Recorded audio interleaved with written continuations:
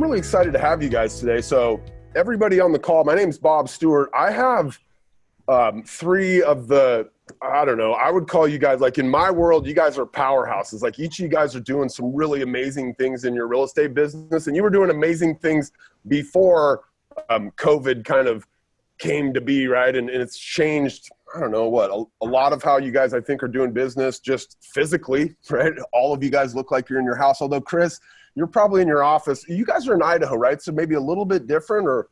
Yep. Yeah, we're in Idaho. So we were deemed essential, and we've actually been able to come to the office just with different restrictions. So, sure. Yeah. So we're, Matt, you're in Connecticut, right? Connecticut. Yep. We are, we also have essential status, but there's an awful lot of COVID around us. So, you know, our actual practice of going out of the house is pretty, you know, we're putting safety first. It's a lot of gloves on, masks on, you know, washing and showering and inside and out. So only for the most important activities. Same with you, Jacqueline. I mean, you're here in Washington where I'm at. We've been kind of under, you know, shelter in place or whatever they're calling it for, well, I mean, 7 weeks now, Jacqueline. I don't know how long it's been. I don't even know what day it is. What day is it? I don't even know. Yeah, a long time, right? But I saw you post something the other day. I mean, your team's, and much like all of you guys, like business hasn't stopped for you guys, Jacqueline, right? Like you've done, well, I think maybe I saw you post maybe in the last 2 weeks, you guys have pended 10 deals, or if it was 14 in the last 10 days or something like that? Yeah, in the last 10 days, we pended 14 transactions so far, yeah. So, I mean, inside of a market here in Washington where, again, it's like Matt said, we're an essential service here in Washington, so we are able to go out, to show houses. We've got all these extra rules, right? Things like one person or one person and the agent through the house at a time, and gloves and masks and the whole 9 yards. But people still talk to me for a second, Jacqueline, because I've seen you post something about this. I know our teams have. Talk to me for a second about just this idea that real estate is an essential service, and like people still need to live somewhere, right? And just talk to me for a second about that, and kind of your mindset around this idea that like you don't feel bad getting up and going out to work every day because people need to live somewhere, right? So just talk to me for a second about that. Well, yeah, not only do they need to live somewhere, but this is normally, you know, a person's largest investment, right? And everyone's checking their stocks every day. And this is another investment for people. And people want to know what's going on, right? They want to know how their values are being affected. Some people want to know, like, hey, should I be selling my rental property or hanging on to it?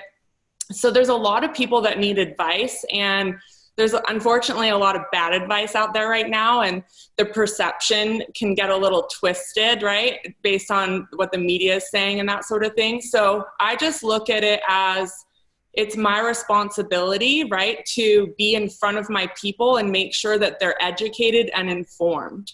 So that's our approach. Let me just, I should stop.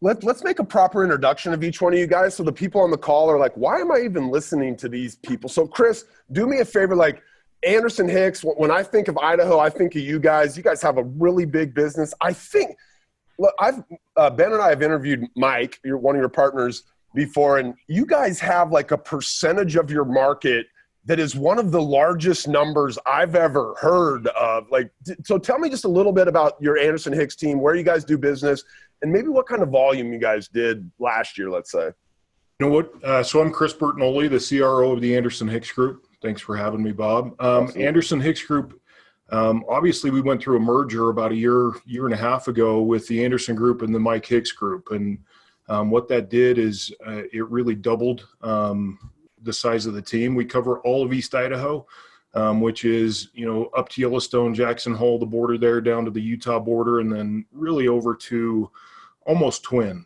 Falls. So it's a huge geographical area.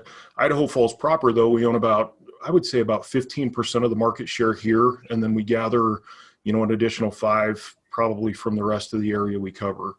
So, and what was your transaction volume? And I get you guys had 2 teams, or last year, you guys sell a lot of real estate. Yeah, total transactions last year was about 650. So just over 650. Yeah. So Okay. So you're qualified to be called this fearless leader, like we're talking about today. In my opinion, you don't have to say that about yourself, but I'll state it for you. So Matt, tell me a little bit about your business, where you're at, and kind of what you guys have done to this point. Yeah, sure. So my name is Matt Miale. So I'm the founder of the Miale team. We're based in central Connecticut. So West Hartford is the town that we're out of. We're the number one production real estate team in Hartford County.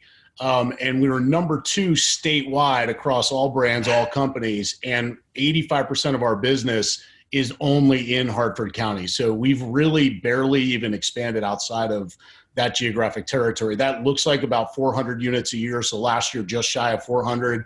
This year, we were on a pace to hit 700 until this kind of showed up. So we'll see what that pans out to look like. But I don't expect us to go backwards. I mean, I think that we'll plow right through it and rebound and at least hit 4, but possibly as many as 5. So it's a team of 15 full-time agents. I mean, very, very community-driven team.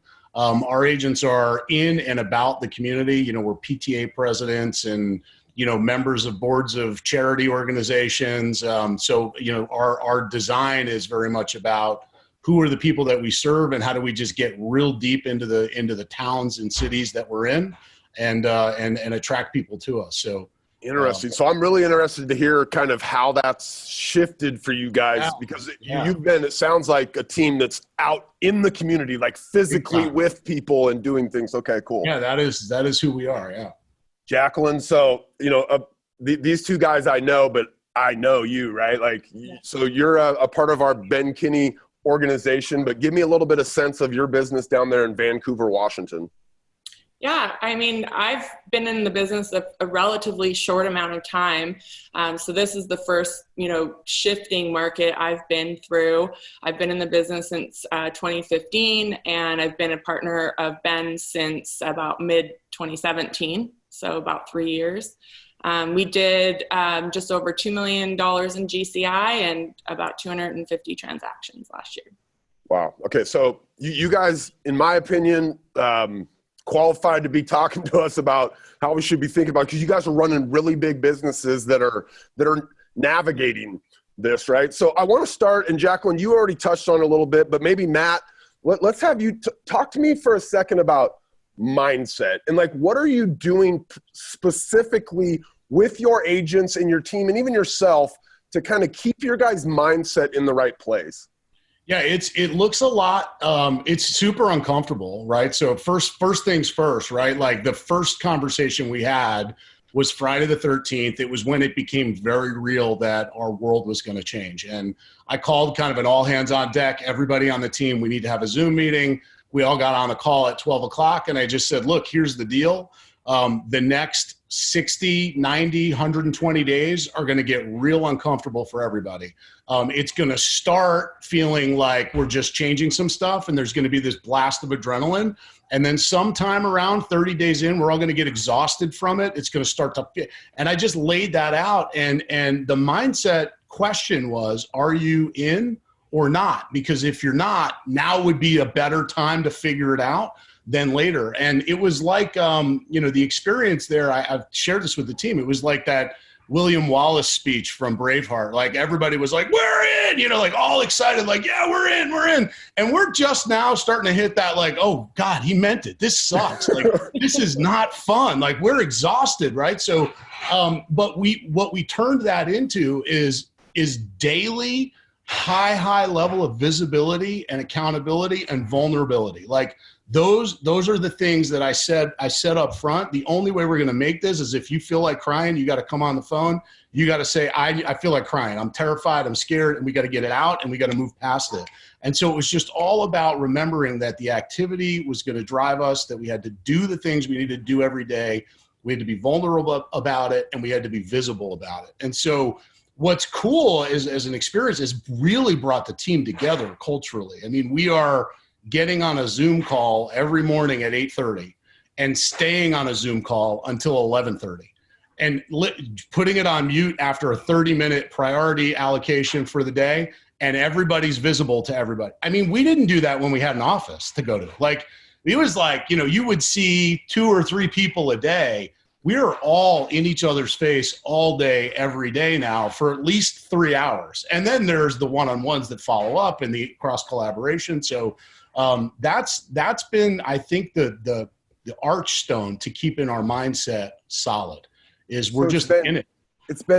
Everybody's in it together. And it's, because I think some people would say that, right? Hey, we're all in it together. You guys are literally in it together on a Zoom call. And if I'm in prospecting and hammering the phone, I'm just putting myself on mute and everybody can watch me hammering the phone. Yeah. And I just said, like, look, I know, I told the team, I said, I don't want to do this either. Like, I want you guys to like hear me. Like, I'm not coming at this like, hey, this is going to be awesome. We're all going to be in each other's face all day. Like, I would like to take a nap too and, maybe pick up my guitar skills, but that's not actually going to help me become, make any money. Right. So we can either figure out how to succeed through this and make money on the other side, or we can figure out how to go broke really, really fast. So let's just agree that this is uncomfortable for all of us. And yeah, sir, we turn the Zoom on and sometimes people kind of get up like 20 minutes and then come back like an hour later. And you're like, oh, well, it's just, there's no judgment. Like you needed a nap, you needed a break, who cares? But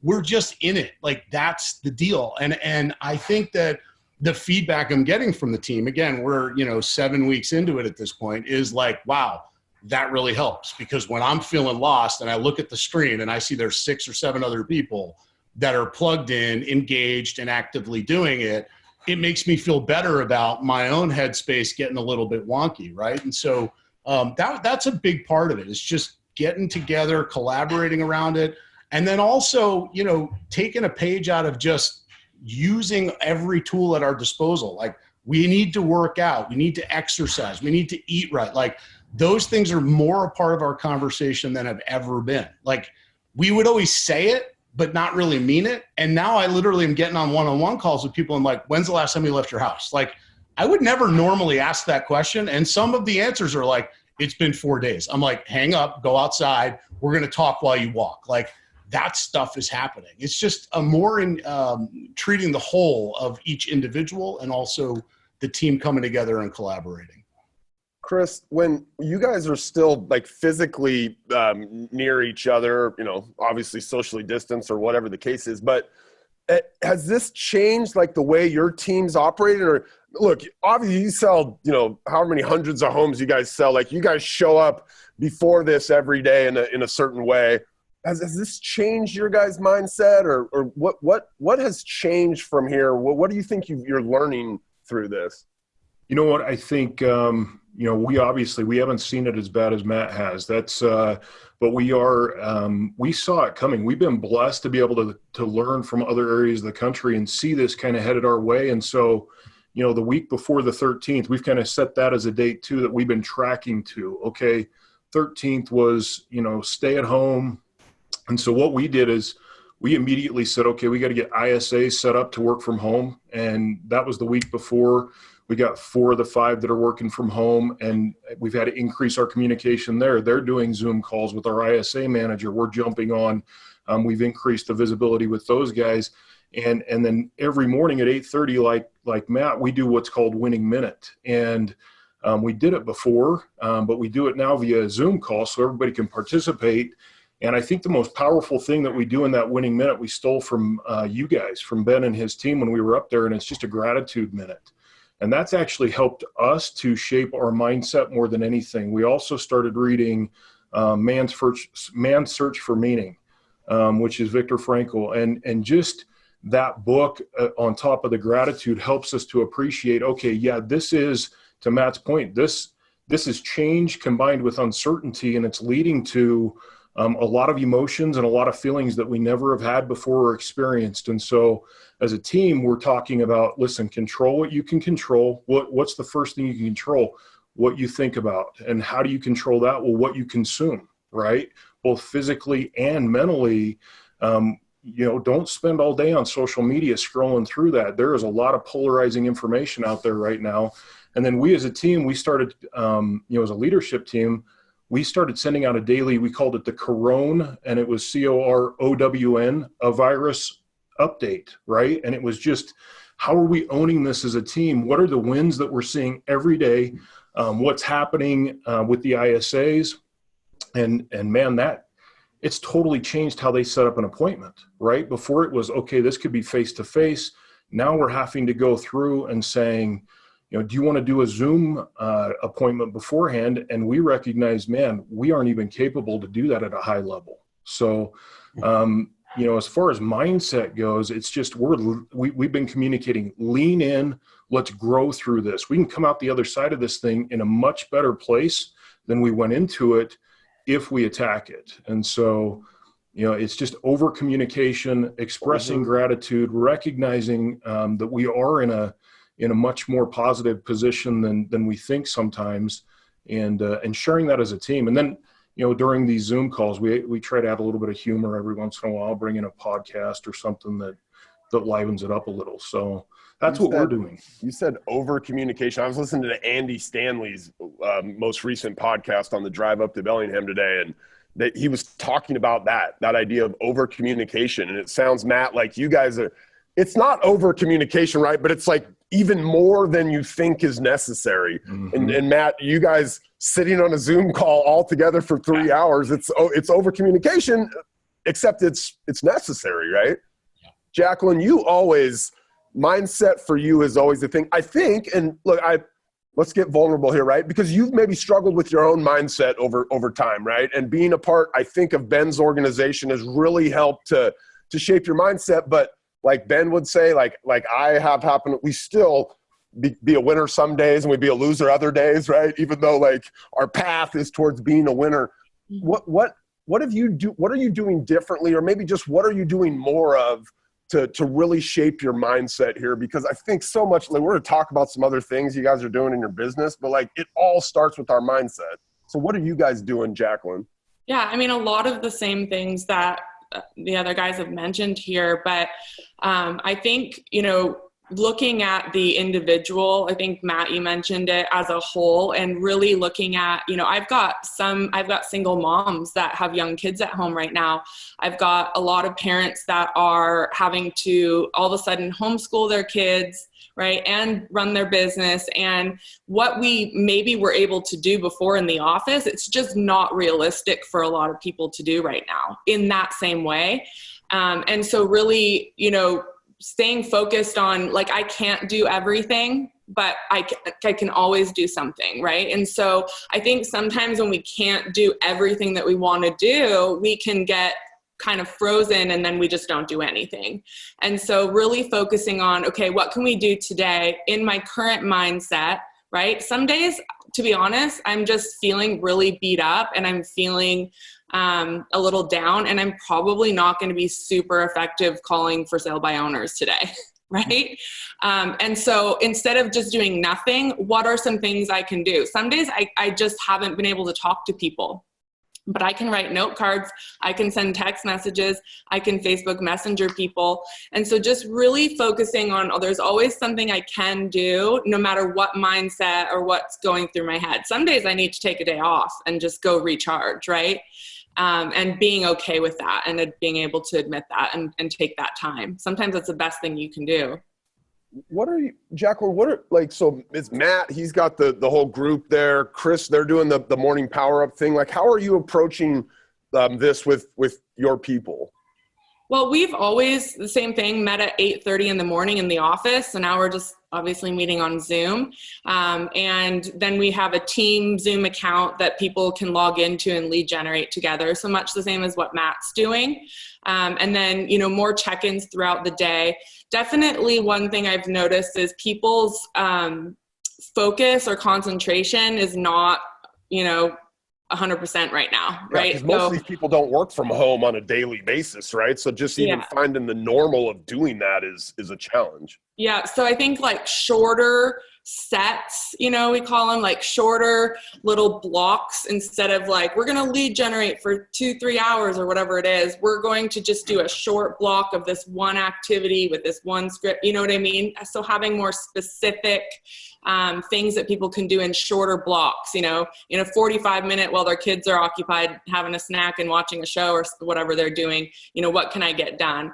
And just really looking at chunking things down a lot more than maybe we used to. right? Instead of like, I'm cleaning up my database. Well, what does that specifically look like today? Like, what are we focusing on? Cool. Matt, so tell me something that you guys weren't doing before this that you are now doing.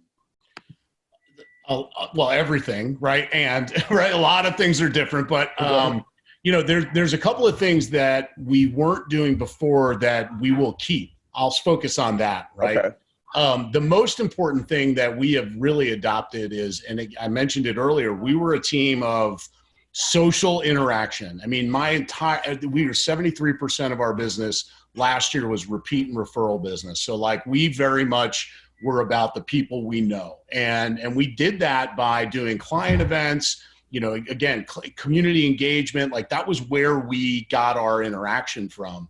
All that's gone. So we had to quickly figure out, well, how do you still communicate to those people in a meaningful way when you can't leave your home? And so it just kind of clicked to me that I don't actually run a real estate business anymore. Like all of a sudden, I run like a 24-hour news network, right? Like I now am in the business of content development. Like I have to put constant information on the airwaves using every vehicle that I've got to engage the people who have raised their hand and said, I'm interested in what you do. And so I actually did like this top down, like, well, what are the vehicles that we have? We've got Facebook and we've got everybody's Facebook. We've got a YouTube channel and we've got all the potential avenues to bring people to that. And we've got an Instagram account. We've got all that. And then we just said everything we do has to have some kind of content delivery associated with it. So we've turned the most mundane stuff into video opportunities that we now distribute out to our network, which is crazy because that's going to stay. Like I now suddenly see the evergreen nature of what it is we do. Like it occurred to me that there's an entire television network dedicated to staging. It's called HGTV. And like, we do it every day and we're like, oh, you know, another staging. And it's like, actually people tune into that stuff. What if we could do that locally inside of our community, turn it into like a little virtual video and put that out on YouTube all the time? Like, hey, staging going on in your neighborhood. People will watch that. There's another whole thing about like home inspection. It's called This Old House. Remember that TV show, Bob Vila? Like, when's the last time you did a virtual home inspection? So what we did is I said, look, everything we do that has any community engagement at all needs to turn into an opportunity to fill the airwaves and because people actually want to watch it.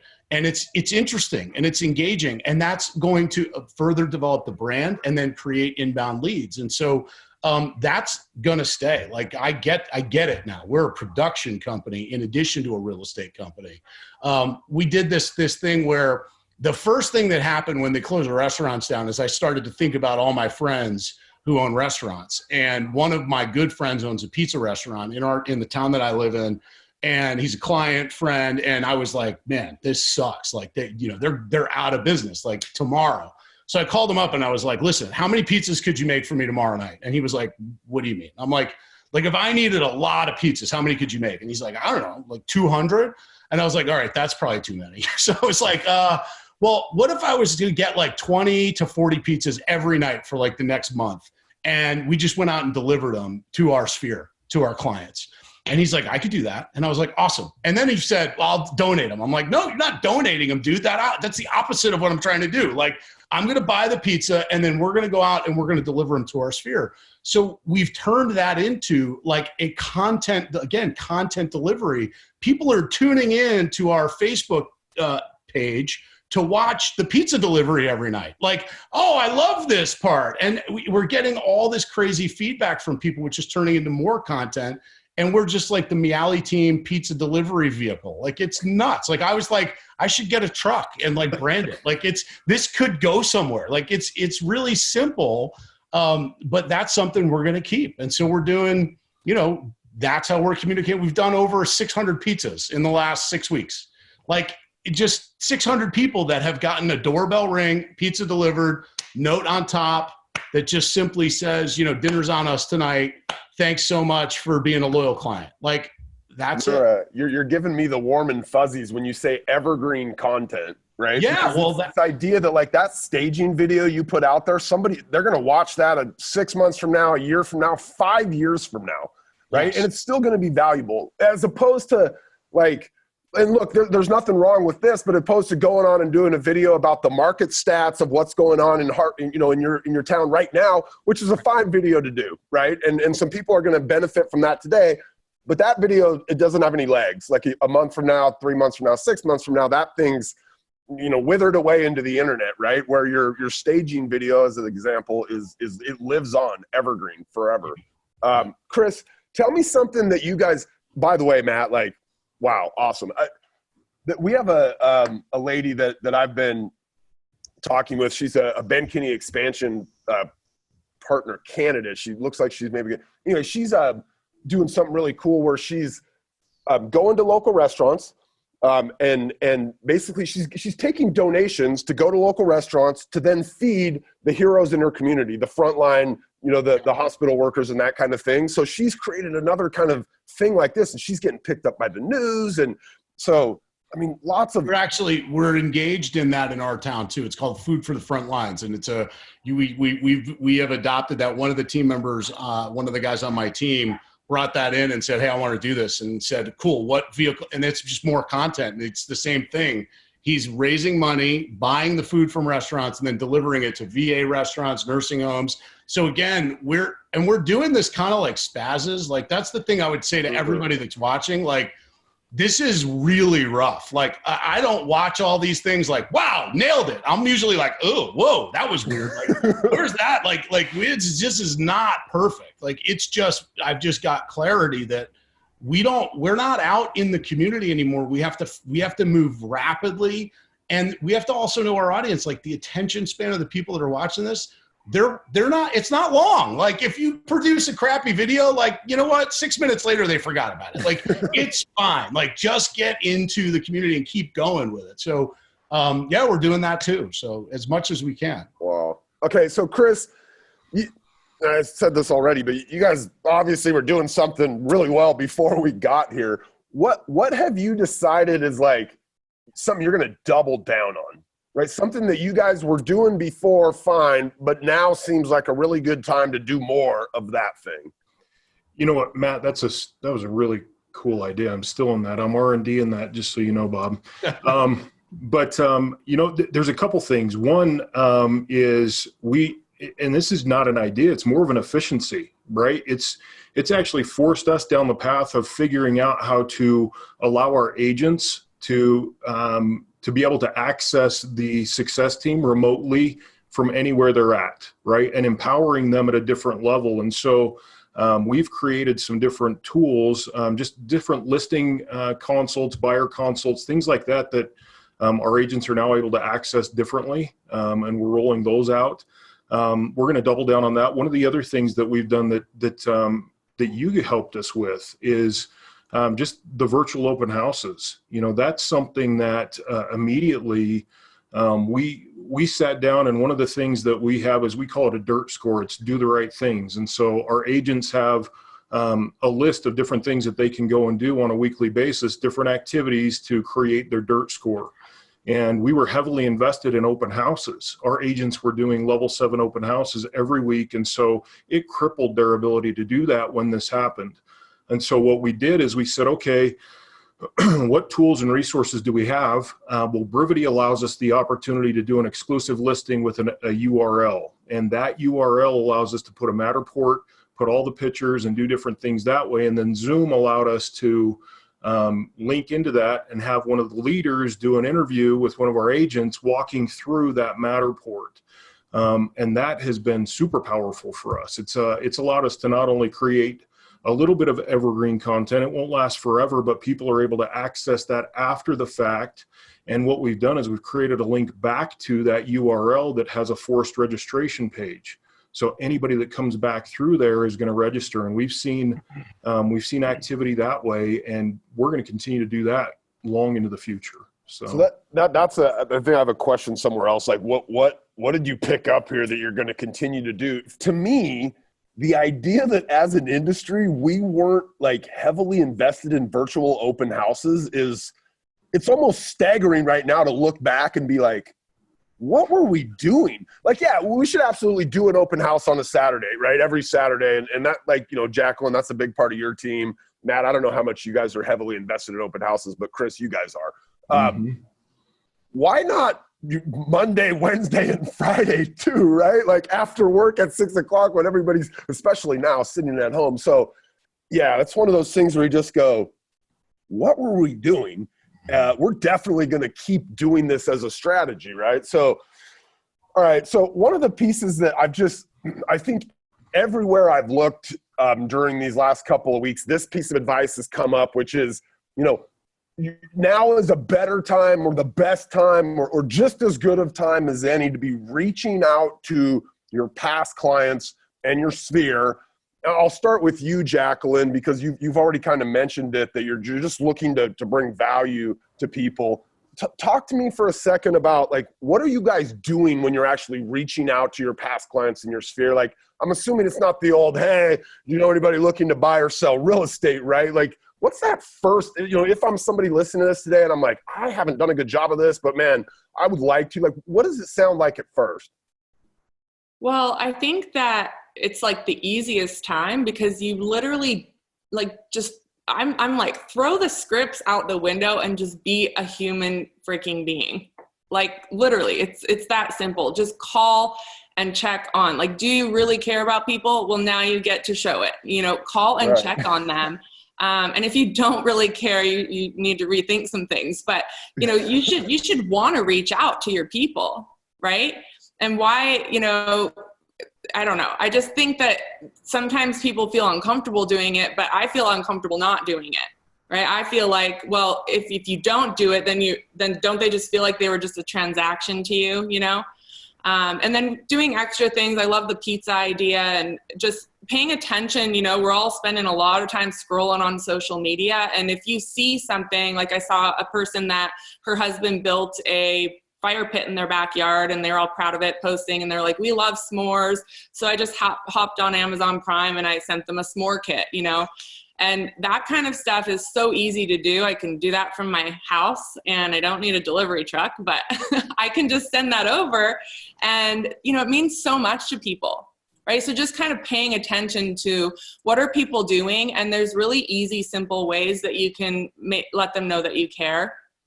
So that's been our focus. We had way back in the Active Rain days, Jonathan Washburn, my partner, he said something to me a long time ago, made a really big impact, I think on Active Rain, just on my life in general. He said, if every day we decided we were going to wow one person unexpectedly, like we're going to look back a year from now, 5 years from now, we're going to have like a really amazing business. And so I every single day, for years at Active Rain, I'd see something and I'd call that person. I'd just be like, hey, I saw you say this thing, and I just wanted to call and see, like, how's it going? Maybe I can show you something else you're not doing over here. But like the s'mores thing, that's wowing somebody, right? And maybe you're the type, Jacqueline, that like naturally does that. I know that I wasn't. It took a disciplined approach for me to say every day, one time in the course of a day, I'm going to do something that somebody else didn't expect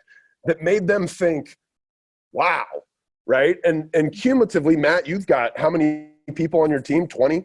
We have 15 full-time agents. 15. So if all of your agents said every day we're going to do one thing, and you guys are doing that, right? You're doing it at scale. You're dropping pizzas off and you're delivering food to the front lines. And like you guys are doing that intentionally every day. But if you're not, right? Or if you're not the person that's wired like Jacqueline that just comes across those opportunities and goes, oh, here's a great thing I could do to like, wow. I don't even think Jacqueline looks at it from that perspective of like, I'm trying to wow this person, just trying to be human, trying to connect with them, trying to make them feel better for the 2 minutes that they got that thing, right? Or the 15 minutes they'll spend with their family using it. But if you're not that type, do that, right? Like look for an opportunity, even if it's just one opportunity. What it does is you'll look back in a month, in 3 months, we come out of this and there'll be a lot of people out there who are thinking to themselves like, wow, these are good people, right? Like, yeah, they've got an awesome business, but first and foremost, they're good people.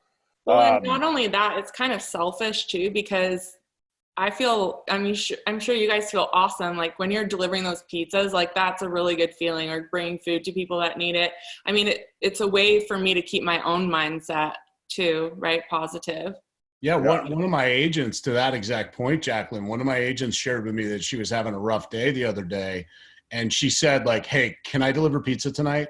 And I was like, yeah, sure. Why? And she's like, I just need it. Like, I just need to go out and see the smiles and, get the feedback. Like it's 10 pizzas, but like that's spot on. Like there's a little bit self-serving in that thing. And that's right to Kris's point too, about gratitude. Like it's just the instant feedback, which we're all so used to that we don't get anymore. Like we're so used to that. Like, yeah, I nailed that listing appointment. That person loves me. I closed on that house. They love me. Like I'm feeling really great. And that's like the stuff that we're missing. Right. So Matt, actually, let me throw this one at you, Jacqueline. And so I kind of gave you guys the question. I'm going to ask you guys this set of questions. Let me know which ones you're comfortable fielding. And Jacqueline gave me some that she's like, I'm comfortable with these. And there was a few she wasn't. But Jacqueline, I'm going to throw you a little curveball here, because you said you weren't comfortable answering the question about like what expenses have you reduced during this time. So I want to maybe the slight deviation to that question. Jacqueline, I want you to share with me the approach that Ben has taught us for how we go out and actually look at our expenses, both our personal expenses and our business expenses. When you sit down with your expenses, what does that look like? Yeah, and I think that's why I didn't feel comfortable answering it, because I feel like I do this already before. Yeah. So I don't feel like I had a ton that I had to change because of this. Certainly I did do some cutting, but not a ton. So what it has looked like for us is, on a personal level, is going through your statements every month. And he teaches us the highlighter method. So anything that's red, obviously that's going to get cut right away. Anything that's yellow is, I'm going to maybe try and negotiate that or keep an eye on it. And then green, obviously you keep. And so my husband and I started doing this, I think it was last Win, Make, Give.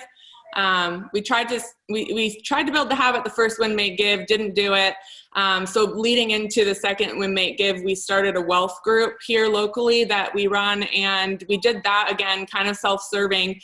We wanted the accountability so that we would actually implement and keep those habits. And so we have been doing that every month and tracking our net worth for the last, I guess it's now a year. And then business-wise, we look at things from the perspective of, is this, actually helping us either sell more houses or get our sellers, more money, or is this just kind of an ego stroke? It makes someone feel good, but it's really not that effective. And then going through everything kind of with that lens. And then same thing, because I run a team with agents, is this something that is actually helping them, either save them time or whatever it is, or is this just kind of something that people feel good because they think it's helpful, but really it's not, right? And so kind of always filtering it through those lenses. Mm-hmm. And you do that. This is something that you guys do like on a monthly basis. I mean, right? Like now today you're doing it on a monthly basis. I think in some of our businesses, we do this on a quarterly basis. Matt, you have like a couple CEO hats. You actually have a company called RE Profit that helps agents manage their budgets and their expenses. So I'm assuming that you run a pretty lean business and kind of have a decent handle on your expenses as well. But maybe just I'll let you give a little plug for RE Profit. Like so RE Profit was, I appreciate the opportunity. RE Profit was born out of pain. I mean, I was a very traditional, single small team agent that really didn't pay any attention at all to profit and loss. I was 100% focused on volume, units, and GCI. And I wanted to win the trophies. He wanted to get the medals. I had the trophies. Everybody wanted me to teach classes, and I was broke and didn't have the money to pay my mortgage, right? And I just had a personal rude awakening in January of 2012. I got my 1099 from the Market Center. It said I made $330,000. It was the most money I'd ever made in my life. And I turned and looked at my wife and said, "Oh my God, aren't you excited to be married to me?" And she wanted to cut my head off because she's like, "I can't buy groceries. Are you kidding? Like, what's wrong with you? Like, where did all that go? Are you kidding? How did we make that money and not have it?"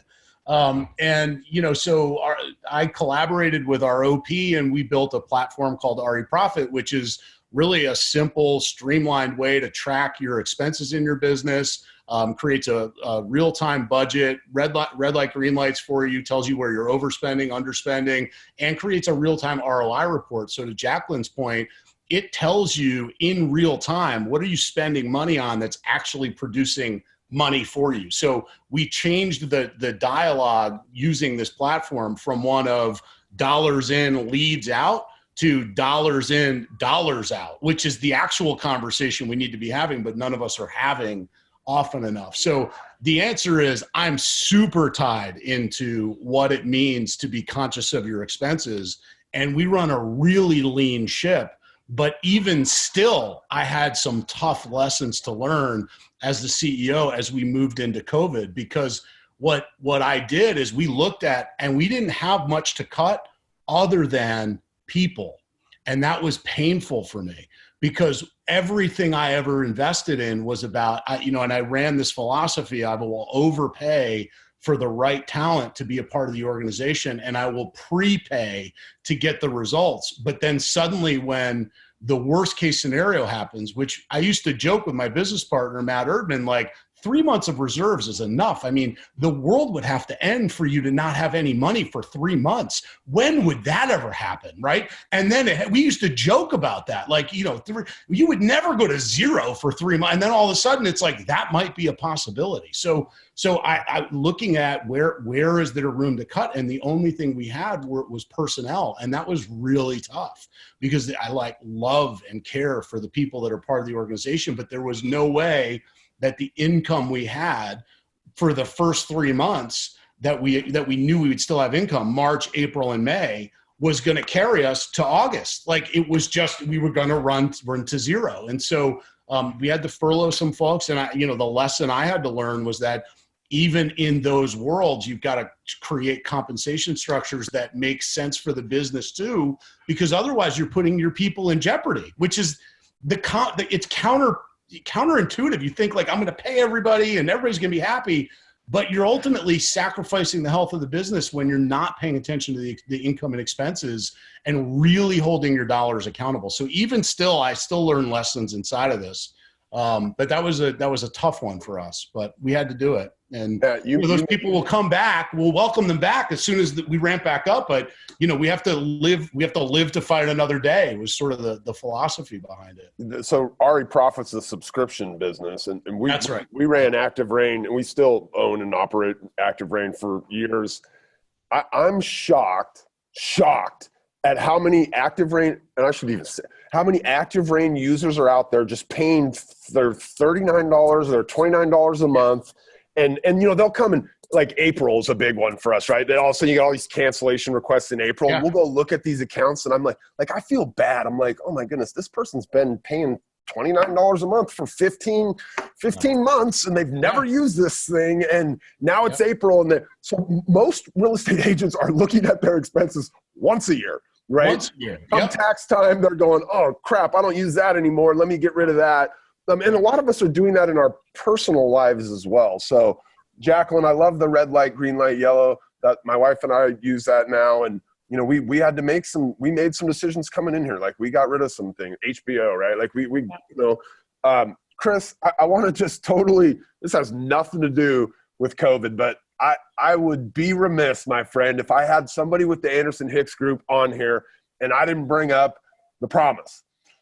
So some of you guys, I'm sure Matt and Jacqueline shaking her head. You guys know what the promise is. Some of you guys listening to this call do not. And so, Kris, I'm probably going to butcher these numbers. It's been a long time since Ben and I talked to Mike and did an interview with him. But you guys, for every deal that you close, have a ridiculously high rate of referrals from those people. And I think you're basically trying to get to every deal we close, it's at least one referral, right? And I mean, are you guys there or you're really close to there? Yeah, right now in our source report, it's 65% of our business. So it's past client and referral based type business. So a big, massive business, right? It's huge. Yeah. Tell me what is the promise? Like, tell me the thinking behind it, and then maybe give me the actual promise. And guys, like, we're going to send the recording out. You'll be able to hear this. This is one of my favorite things I've heard in real estate. I've been doing this for approaching 20 years. So no pressure. Yeah, no pressure at all, right? Mike's going to watch this like 20 times, just so you know. So I'll give you the background first. Mike Hicks, Mike's background is actually accounting, and he got into real estate kind of on a whim. And his whole philosophy was every person that I work with is either going to give me a referral or tell me why not, right? What could I do differently? And so he created this promise. And basically, if I were to sum it up, it's a clear expectation of what to expect out of our team, and then what we expect out of the client in return, right? And then we coach them on how to do this. So Bob, do you have just another minute before you go? Yeah. Okay, cool. Well, I just want to talk to you really quick about our promise. Our team, we've got this goal or this promise to create an experience for you that really you just can't imagine it being any better. All of our systems and everything we do are designed around delivering on that promise. Everyone on our team is focused on really understanding what it is that you want and what it is that you need. We make every effort to stay out in front of everything, to stop all the surprises and just keep it as good as it can be. Now, Bob, it's real estate and it's people, right? So there will be challenges. We know there will be, but just know that to a person, to you, Bob, we're focused on delivering that 10 plus experience, if you will. And that's our promise. How does that sound? That sounds fantastic. I look forward to working with you guys. Sweet, man. Well, Bob, if we deliver that, there is something that I want. You okay with that? Let's hear it. Oh, just to say it. Another goal that I've got is that sometime between now and the time that we close on your home, that you're going to feel so great about the experience that you've had with us that you're either going to call me, text me, or email me with the name of somebody that I can help in real estate. They might be looking to sell. They might be looking to buy a home. They may be looking to just refinance. They just have general questions. Can you do that for me? Yeah, it seems like something I could do. Okay, cool. Well, just to be sure that you understand what it is that I'm asking, Bob, while we're working together, hopefully you'll be giving my name out, which I truly appreciate. Word of mouth is the lifeblood of my business. But what I'm asking you to do is to take the next step. And on top, so just to make sure that I've got 100% chance that I'll be able to get in touch with them, I'm asking that you'll call, text, or email me their information. Can you do that? Yeah, absolutely. Okay, cool. So you'll call me, right? I'm probably text. I like to text, Kris. Oh, I'm cool with text. Text is cool. Email, whatever. I just, give me the heads up. Well, Bob, I'm super excited about working with you. And man, what's going to be awesome is soon we're going to be sitting at the closing table, and we're going to have found you that home of your dreams, or we're going to have sold the home. And we're going to have signed all the paperwork. And you know what? If you haven't been in touch with me with the name of somebody that I could help in real estate, I'm going to assume that we haven't delivered on our promise, and there's something we could have done differently to have earned your referral, and I'm going to want to know about that. Are you okay with that? Yeah, absolutely. Oh, cool. Well, Bob, we're going to deliver on our promise, so I'm going to go ahead and expect that referral. That's the promise. So there are a couple things here that immediately jump to mind for me. Most agents ask for a referral at the end of the deal, right? Like, hey, high five, everything went well. Let us know if you know anybody else, right? And here's why that doesn't work. Because during that time, Kris, from when you're talking to them in the beginning, right, which is at the listing presentation or at your buyer consultation or at that first showing, you're turning on what they call the reticular activator in this person, right? Because over the next month, 2 months, 5 months, if it's maybe a buyer that's, they're talking about, thinking about buying or selling a house. And so they're knowing that they owe you a referral. right? During a time when they're talking with their coworkers and the people at church and yeah, we're buying a house and the Hicks teams, and that is the time when we want them most acute and aware of who else might be doing that same thing, right? Absolutely. When they close, they're not thinking about who else is buying or selling. They're not trying to find other people in their situation. Now they're thinking about remodeling the house, painting the walls, right? Their reticular activator is somewhere else. It's looking at people's layouts in their house when they walk in and going, yeah, that would look good in our house. Or it's a totally different mindset for your customer after the closing. Absolutely. And the other thing that we've done, Bob, is the welcome call. So the minute that something goes under contract, Nicole or Janelle, our success team, they call and follow up, and they ask the question, hey, did Kris talk to you about our promise? It's ingrained in everything we do, right? And so they're reminded constantly of, oh yeah, Kris did go over the promise, and it's just we're seeing it continue to increase as our agents get more comfortable with it. It's not perfect yet, but it's getting there. But I mean, Mike, I think, built his business on that, right? Like, oh yeah, Mike's got it down. Yeah, he's really good. There's he did very little other than build a business on the back of the business he'd already had. Like, and look, everybody's doing this to some degree, because across our industry, 2/3 of the transactions every single year come from past clients and referrals.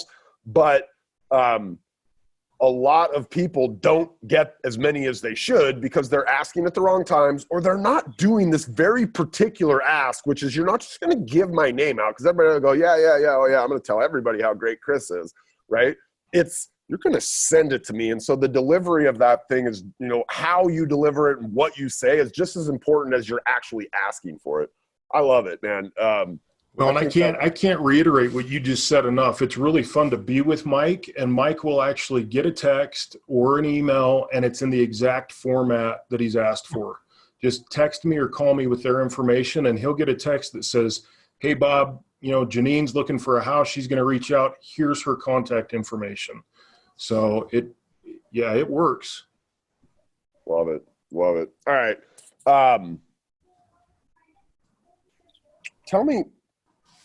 Tell me something, and maybe I'll give this one to Jacqueline. Talk about something you've started doing that you didn't do before, where you're like, why haven't I always done it? And I already took one, right? Virtual open house. But like, is there anything else that you've started doing where you're like, why haven't I always done this? Like, I'm definitely going to keep doing this moving forward. Yeah, virtual opens is one. And then I would just say, I think, when things are awesome, we get, kind of lax with our expenses, and we can get lax with our time too, a little bit. One thing that we're having to do is pre-screen our buyers, right? Even as a listing agent, pre-screening who's coming in and out of the house at a greater level. And I'm kind of like, why have we been wasting so much of our sellers' time with people that are not serious? Because not all agents are, we train our agents. We're going to do a buyer consultation. I'm sure most people here do that. And we pre-screen, and we only work with pre-qualified buyers. But the reality is all the agents at least in our area, are not doing that. So we're wasting a lot of our sellers' time. And then how much time could we save, if we do a little bit more on the front end? And I felt like we did quite a good job at that before, honestly. And now looking at just spending a little bit more time and doing things virtually and really cutting down, the number of houses we're showing. That's just one example of something that I've noticed. Like, why have we not been doing that before? Are any of you guys doing like virtual home buyer seminar, virtual home seller stuff? Like, to me, that's one where I'm like, man, Matt, are you guys doing some stuff like that? That's something that, we always did them because, again, we were about bringing people together. We did this thing called Homebrew, and we did it every month. And it was a local brewery, and we would promote it. We'd get people to register. They'd come. We'd buy them their first beer. And then we would do like a 10 to 15 minute dog and pony show about buying your first house, and then break up.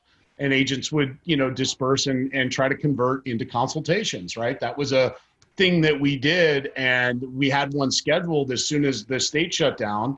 And I said, let's just do it online. And we got like twice as many registrations as we would have. And then I was like, wait a second, they don't even have to drive. Like we could do, and that, of course my brain was like, how do I ship them beer? You can still call it homebrew.